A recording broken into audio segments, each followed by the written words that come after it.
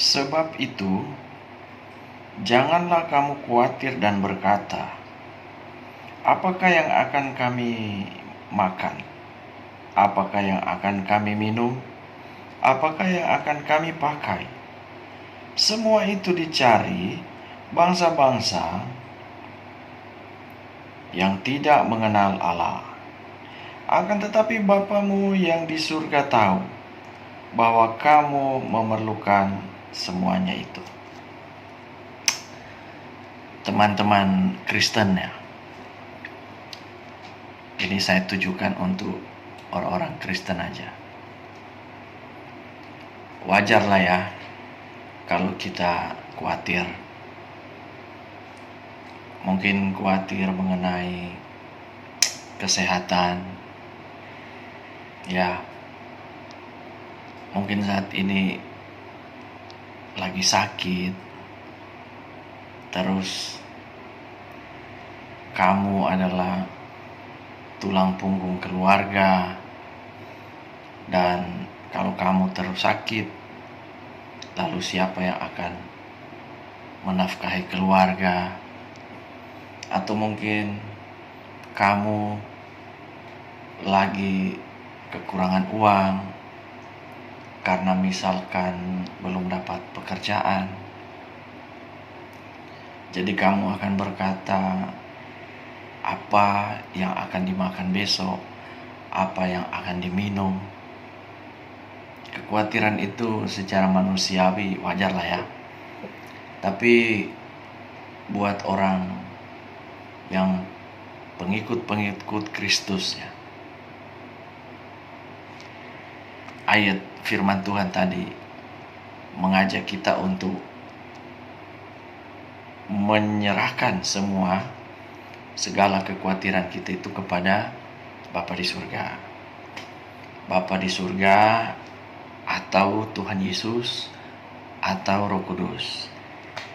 Jadi antara Bapa, Anak, dan Roh Kudus itu jangan dibedakan.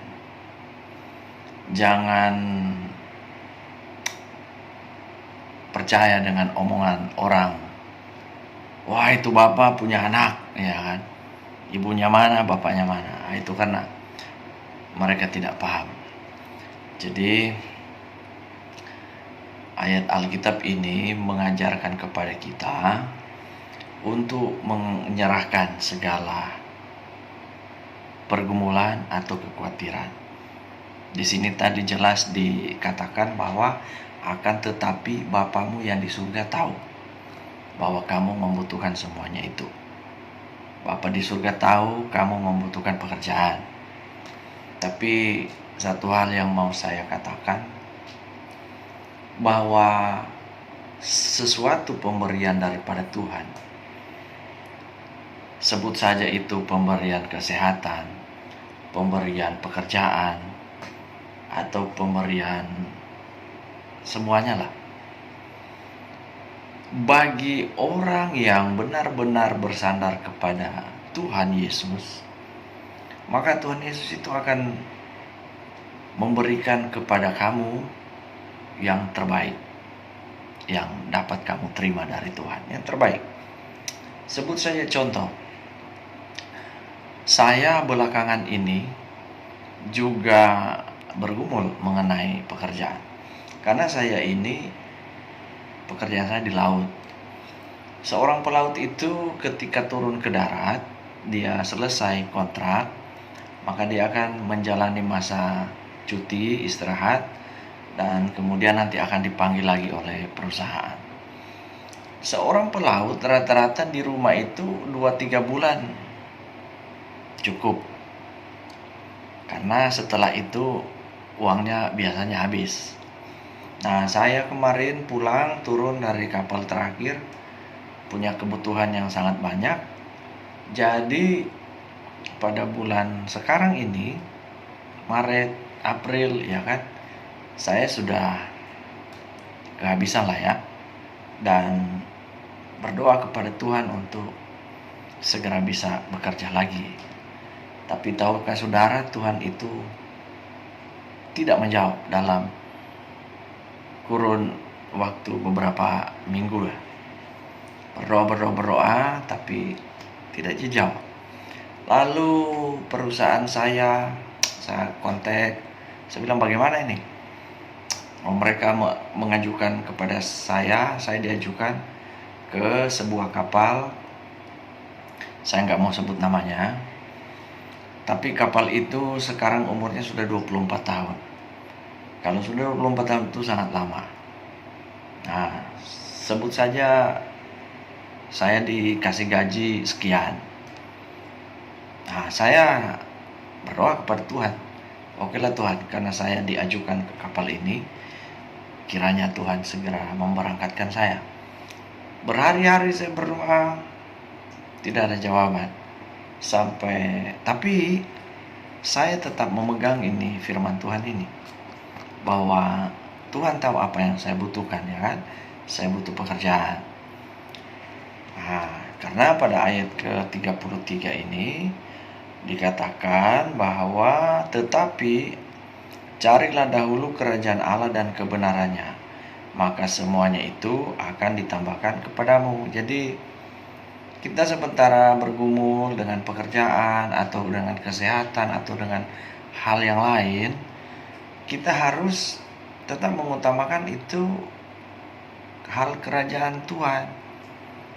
Artinya jangan kita melakukan hal-hal yang bertentangan dengan yang tertulis di dalam Bible ini.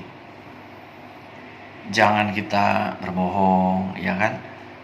Harus penuh kasih, jangan kita membenci sesama dan sebagainya, ya. Yang pokoknya jangan keluar dari konteks Alkitab.